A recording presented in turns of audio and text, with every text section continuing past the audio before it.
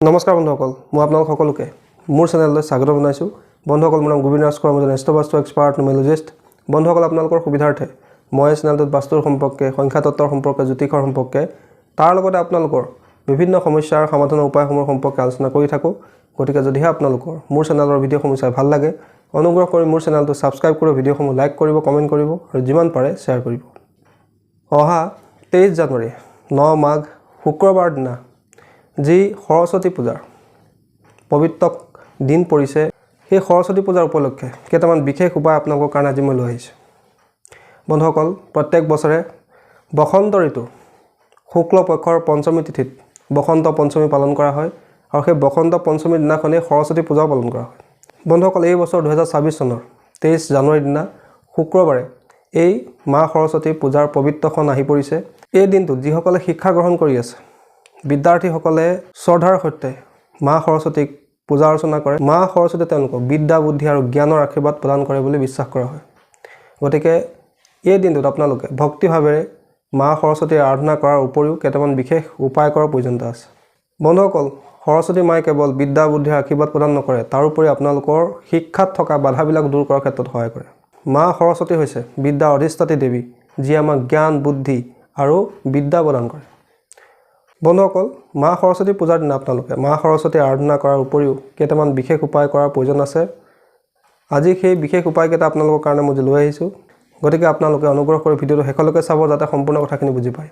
বন্ধুসকল, যিসকলে শিক্ষাত উন্নতি হোৱাটো বিচাৰে, যিসকলে পৰীক্ষাত সুনাম অৰ্জন কৰাটো বিচাৰে, তেওঁলোকে সৰস্বতী পূজাৰ দিনা ৰাতিপুৱা ভালকৈ গা পা ধুই পৰিষ্কাৰ পৰিচ্ছন্ন কাপোৰ পিন্ধি মা সৰস্বতী ফটো বা মূৰ্তিৰ সন্মুখত এগছি ঘিউৰে দীপক জ্বলাব লাগে, চাকি জ্বলাব লাগে আৰু তেওঁৰ সন্মুখত ধূপ এডাল জ্বলাই সৰস্বতী মাৰ এটা অত্যন্ত শক্তিশালী মন্ত্ৰ ওম এং সৰস্বতীয়ে নমঃ, এই মন্ত্ৰটো আপোনালোকে 108 বাৰ জপ কৰিব লাগে।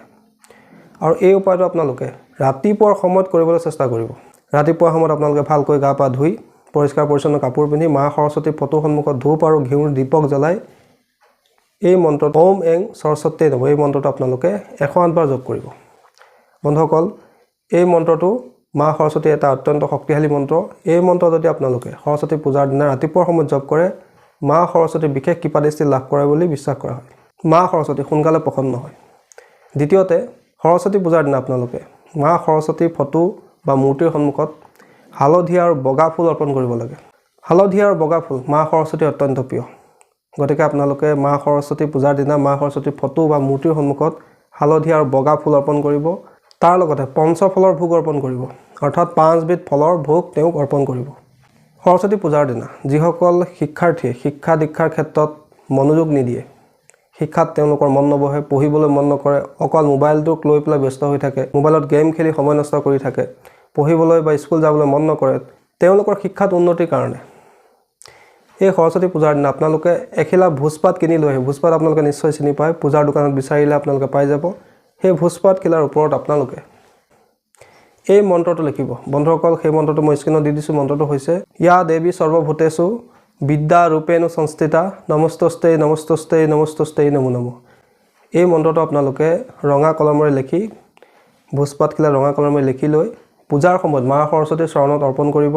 আপোনাৰ সন্তানৰ শিক্ষাত উন্নতিৰ কামনা কৰিব, মা সৰস্বতীৰ আশীৰ্বাদ বিচাৰিব আৰু পূজাৰ শেষত সেই ভোজপাতখিলা আপোনালোকে আপোনালোকৰ সন্তানৰ পঢ়া টেবুলৰ সন্মুখৰ ৱালত লগাই থৈ দিব।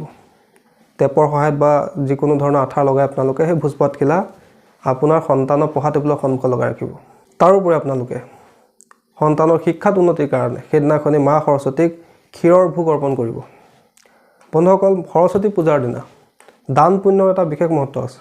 যদি সৰস্বতী পূজাৰ দিনা আপোনাৰ সন্তানে যদি শিক্ষাত মনোযোগ নিদিয়ে, তেন্তে সৰস্বতী পূজাৰ দিনা আপোনালোকে আপোনাৰ নিজৰ সন্তানৰ হতুৱাই শিক্ষাৰ লগত জড়িত সামগ্ৰী যেনেকৈ কিতাপ হওক, বহি হওক, কলম হওক, পেঞ্চিল হওক ইত্যাদিবিলাক সৰু সৰু ল'ৰা ছোৱালীৰ মাজত বিতৰণ কৰাব। এনে কৰিলে আপোনালোকৰ সন্তানৰ শিক্ষাত থকা বাধা দূৰ হয়, মা সৰস্বতীও প্ৰসন্ন হয়। যিসকল শিক্ষাৰ্থীয়ে পঢ়া শুনাৰ ক্ষেত্ৰত আগবাঢ়ি যোৱাত সমস্যা হয়, পঢ়িলেও তেওঁলোকৰ মনত নৰয় বা তেওঁলোকৰ বুদ্ধিটো অলপ কম, সোনকালে কথাবিলাক বুজি নাপায় আৰু কথাবিলাক তেওঁলোকৰ মনত নাথাকে, তেওঁলোকৰ উদ্দেশ্যে আপোনালোকে আৰু এটা উপায় সৰস্বতী পূজাৰ দিনা কৰিব পাৰে। আৰু এই উপায়টো সকলোৱে কৰিব পাৰে, কিন্তু বিশেষকৈ যিসকলৰ মনত নথকাৰ দৰে সমস্যা হয়, পাহৰি যোৱাৰ দৰে সমস্যা হয়, বা যিসকলৰ বুদ্ধিটো অলপ কম, তেওঁলোকে এই উপায়টো সকলোৱে কৰা উচিত। বন্ধুসকল, কি কৰিব লাগে? সৰস্বতী পূজাৰ দিনা আপোনালোকে এখিলা আহঁত পাত গোটাই লৈ আহিব। আহঁত পাতখিলা নিখুঁত হোৱাটো প্ৰয়োজন।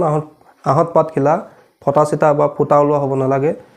সেই আহঁত পাতখিলাত আপোনালোকে অকণমান হালধিৰ সহায়ত, হালধিৰ লগত পাৰিলে অকণমান আপোনালোকে মিঠাতেল মিলাই দিব, আৰু সেই হালধিৰ সহায়ত আপোনালোকে অনামিকা আঙুলিৰ দ্বাৰা সৰস্বতী মাৰ যিটো বীজ মন্ত্ৰ এং, এই মন্ত্ৰটো আপোনালোকে লিখিব।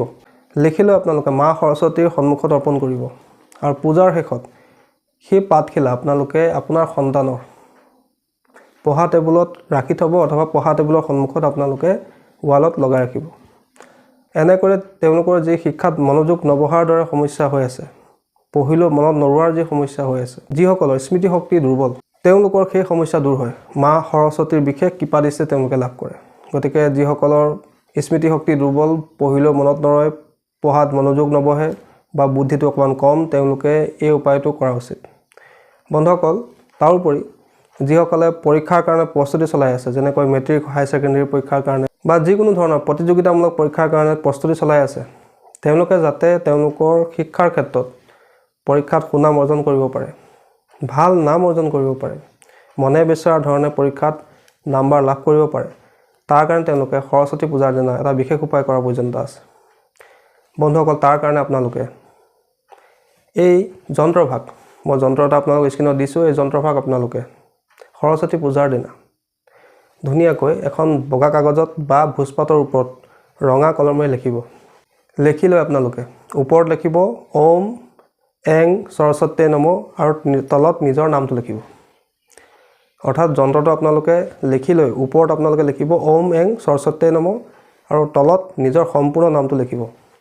লিখি আপোনালোকে সেই কাগজখন মা সৰস্বতী পূজাৰ সময়ত মা সৰস্বতীৰ চৰণত অৰ্পণ কৰিব, আৰু মা সৰস্বতীৰ পূজাৰ শেষত সেই যন্ত্ৰভাগ আপোনালোকে আপোনাৰ পঢ়া টেবুলৰ সন্মুখৰ ৱালত লগাই ৰাখিব। আৰু পঢ়াৰ আগমুহূৰ্তত আপোনালোকে সৰস্বতী মালৈ মনত পেলাই যন্ত্ৰভাগলৈ আপোনালোকে 5 মিনিট চাব বা চকু দিব। তাৰপিছত আপোনালোকে পঢ়া শুনা কৰিবলৈ ল'ব। চাব আপোনালোকৰ শিক্ষাত মনে বিচৰা পৰিণাম লাভ হ'ব। পৰীক্ষাত আপোনালোকে যেনেকৈ নাম্বাৰ পাম বুলি ইচ্ছা কৰে, সেই ইচ্ছা আপোনালোকৰ পূৰ্ণ হ'ব। মা সৰস্বতীৰ বিশেষ কৃপা দৃষ্টি আপোনালোকে লাভ কৰিব। গতিকে আপোনালোকে যিসকলে পৰীক্ষাত সুনাম অৰ্জন কৰাটো বিচাৰিছে, পৰীক্ষাত ভাল নম্বৰ পোৱাটো বিচাৰিছে, নিজৰ কম্পিটিটিভ এক্সামত ছাকচেছ লাভ কৰাটো বিচাৰিছে, মেট্ৰিক হায়াৰ ছেকেণ্ডেৰী পৰীক্ষাত মনে বিচৰা ধৰণে নাম্বাৰ পাবলৈ ইচ্ছা আছে, তেওঁলোকে এই উপায়টো সকলোৱে কৰা উচিত। একেবাৰে সহজ উপায়, কোনো ধৰণৰ টকা পইচা খৰচ কৰিব নলগা উপায়, গোটেইকেইটা উপায় পৰীক্ষিত উপায়। আপোনালোকৰ উদ্দেশ্য আপোনালোকৰ সন্তানে যাতে শিক্ষাত উন্নতি লাভ কৰে, সৰস্বতী মাৰ বিশেষ কৃপা দৃষ্টি যাতে আপোনালোকৰ সন্তানৰ ওপৰত থাকে, মা সৰস্বতী যাতে সকলোকে শিক্ষাৰ ক্ষেত্ৰত উন্নতি লাভ কৰায়, তাৰে কামনা কৰি আজি মই ভিডিঅ'টো ইয়াতে সামৰিছোঁ। যদি আপোনালোকৰ ভিডিঅ'টো চাই ভাল লাগিলে অনুগ্ৰহ কৰি ভিডিঅ'টো লাইক কৰি দিব, কমেণ্ট কৰিব, আৰু মোৰ চেনেলটো ছাবস্ক্ৰাইব কৰিব। ধন্যবাদ।